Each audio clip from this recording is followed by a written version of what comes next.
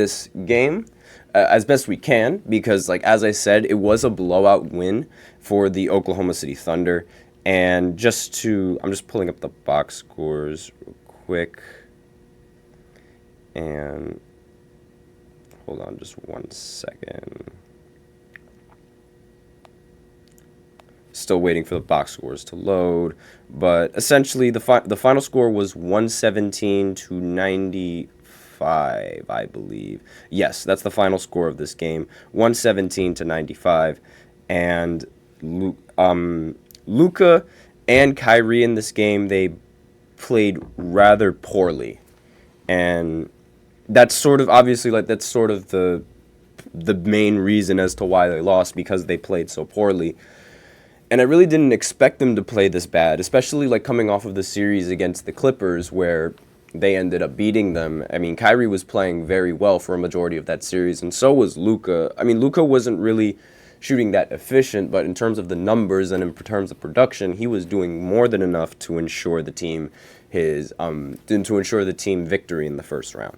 So, just looking over the box scores for the Mavericks, Luka ended the game with 19 points, 9 assists, and 6 rebounds. Obviously, that's very, very underwhelming for someone like Luka Doncic to only score 19 points in the first game of a playoff series. It's very unlike him. And Kyrie, he ended the game with only 20 points. Kyrie was the team's leading scorer. And being the leading scorer with only 20 points, that's not going to be enough with this Mavs team in order to win against this OKC team. Because while OKC does have an experience, they do still have a lot of great players, and they still do have a lot of good players in their rotation. And they also have considerable defense as well, much better defense than the Dallas Mavericks, in my opinion, with Shai being able to get steals, Lou Dort being able to play the perimeter, Chet being able to get blocks, things of that nature. And looking more into the box scores for Dallas, I mean, Luka shot 6 for 19 from the field, 1 for 8 from 3. Kyrie shot 7 of 14 from the field. So Luka shot very, very inefficiently. And honestly, he's been shooting really inefficiently throughout the entirety of the postseason. Throughout the entire Clippers series, he was just throwing the ball up. And a lot of the times they were really tough shots that he was throwing up, and they weren't going in. And he's used to taking difficult shots, and there's nothing wrong with taking difficult shots unless you make them. Like, if you're making them, by all means, go ahead and take them.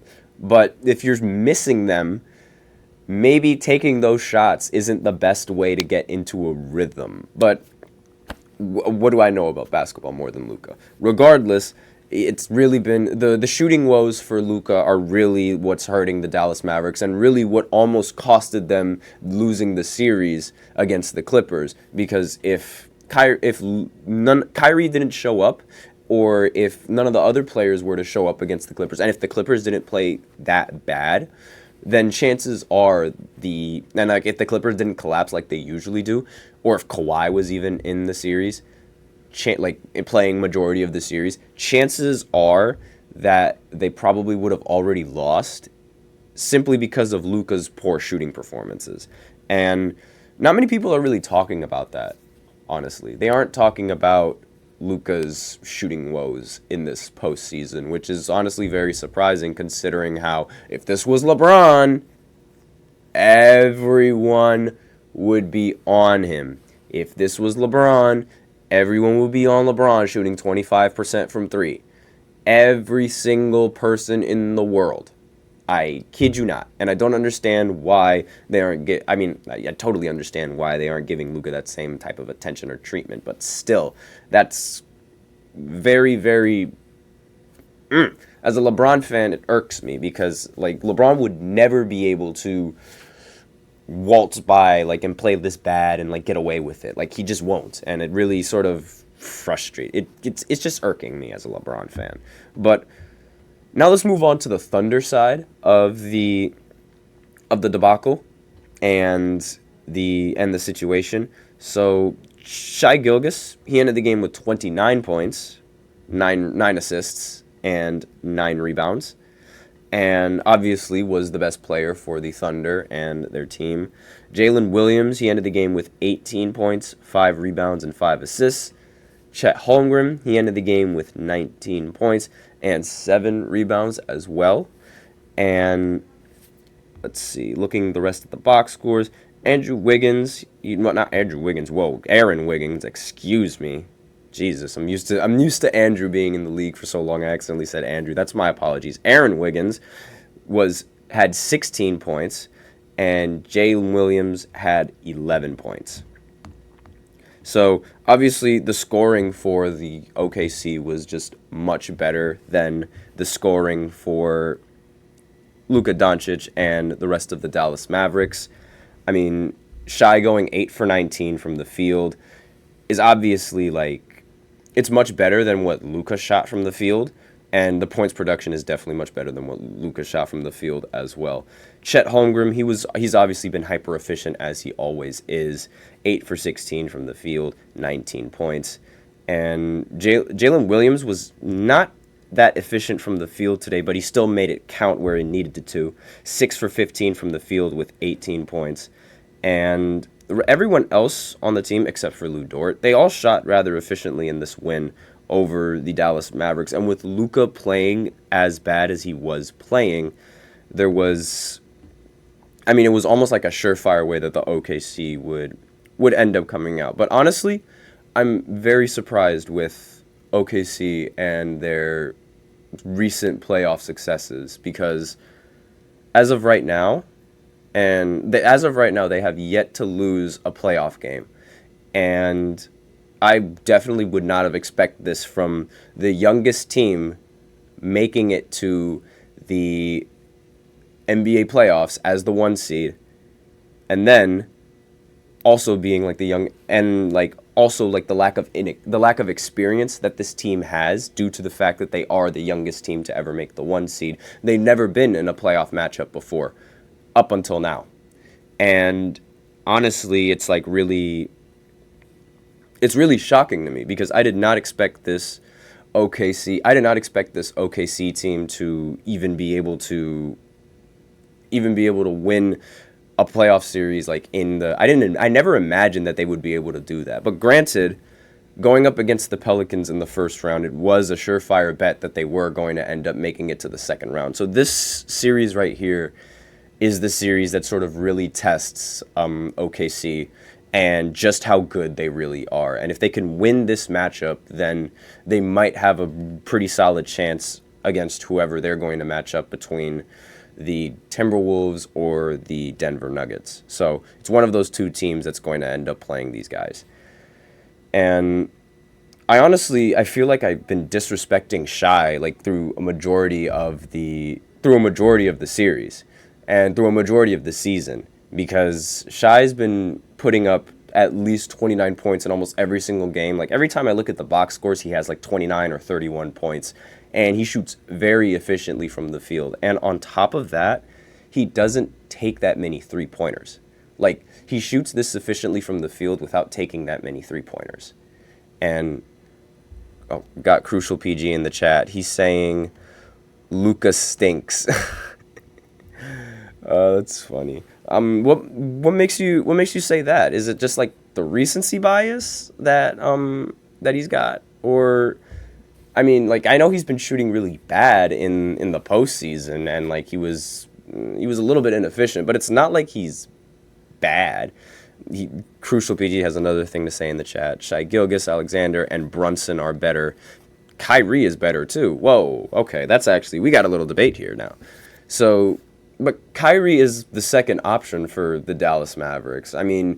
He's good. I'm definitely not saying that he's bad for a second option, but he's really good for a second option. But I wouldn't really say he's better than Luka in this scenario. He's the second option for a reason, and they give the ball to Luka all the damn time for a reason. I understand that the recent shooting struggles, they're a big problem for Luka, and that definitely sort of influences the opinion that he's kind of he's bad and things of that nature. But it's really just like, I mean, this should be like expected, like here and there. Like sometimes with the shots that he takes, you're bound to have a couple of bad games, and you're bound to have a couple of games where but it's not like his production was like hindered a little bit.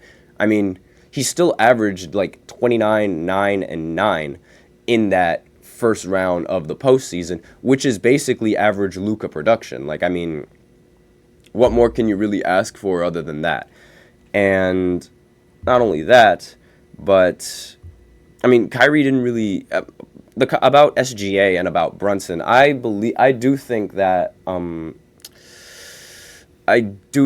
Brunson is somewhat making a case for being the best point guard in the league, and thus putting him above Luka if he is the best point guard. Because it would make sense, being that the best point guard in the league would have to be above Luka. But SGA, I think this playoff series is going to sort of help us determine like where the standings really are. I think that's sort of how it's going to work. So Crucial PG also has everyone who leaves the Mavericks gets better. I mean, yeah, you're not wrong. That does, I mean, especially like since we are talking about Jalen Brunson, he is a prime example of someone leaving the Mavericks and him getting better and things of that nature. But it did end up working out for the best in the end. I mean, they did get Kyrie Irving, and I don't really want to say that it's the players' fault, but I mean, I just think that like they're playing under a system to where, like, you know, it's Luka and it's Luka's team, and, you know, you got to give Luka the ball and you got to allow Luka to make the plays for the team, things of that nature. And he's obviously going to have the ball in his hands a lot more than the rest of the other players and outshine the rest of the other players. And the reason why I believe that, if I remember correctly, Jalen Brunson was able to outshine Luka was because Luka was sitting out in some crucial games, and Jalen Brunson was the one putting up all the scoring. If I remember correctly, the one thing that I do remember with those series was just how dominant Jalen Brunson was in the painted area, and how ridiculous his float game was, and how amazing his mid-range was in the postseason. And like, if he was able to keep it up, he could be a solid second option for the Mavericks, and only for a very, very low price as well. But obviously, like, the Mavericks, they didn't want to re-sign him for whatever reason, and they didn't want him back. And Knicks were able to grab him in free agency, and boom. So that's basically all I have for this first segment. So with that, we are out of time. So now we're going to go ahead and go into the second segment, talking about the Celtics game against the Cleveland Cavaliers, which happened before the Mavericks game. So I will be right back after this short break.